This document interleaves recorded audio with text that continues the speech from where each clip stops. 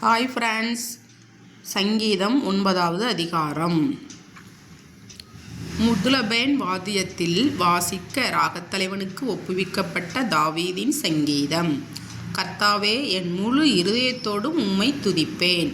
உம்முடைய அதிசயங்களை எல்லாம் விவரிப்பேன்.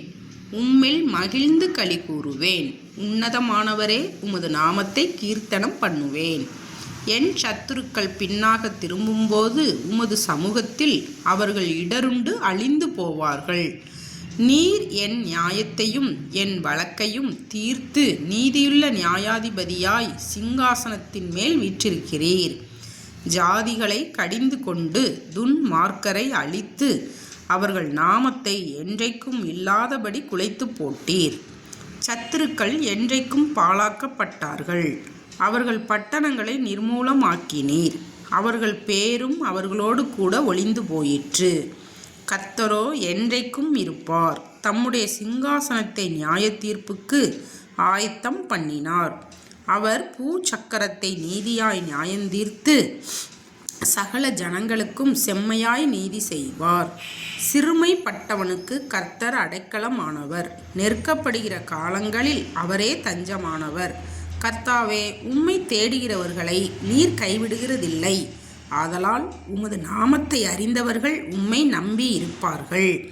சியோனில் வாசமாயிருக்கிற கர்த்தரை கீர்த்தனம் பண்ணி அவர் செய்கைகளை ஜனங்களுக்கு உள்ளே அறிவியுங்கள்.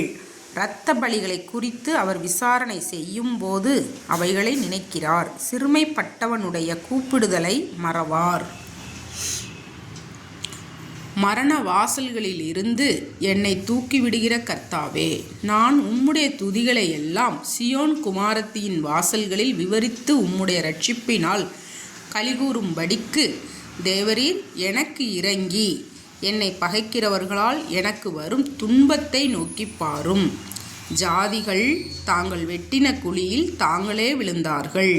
அவர்கள் மறைவாய் வைத்த வலையில் அவர்களுடைய காலே அகப்பட்டு கொண்டது. கர்த்தாவே, தாம் செய்த நியாயாதிபதியினால் அறியப்படுகிறார்.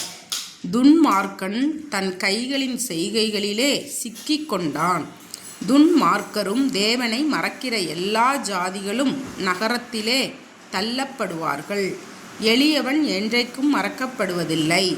சிறுமைப்பட்டவர்களுடைய நம்பிக்கை ஒருபோதும் கெட்டுப்போவதில்லை. எழுந்தருளும் கர்த்தாவே, மனுஷன் பலன் கொள்ளாதபடி செய்யும். ஜாதிகள் உம்முடைய சமூகத்தில் நியாயந்தீர்க்கப்படக் கடவர்கள். ஜாதிகள் தங்களை மனுஷரென்று அறியும்படிக்கு அவர்களுக்கு பயமுண்டாக்கும் கர்த்தாவே. God bless you, my friends.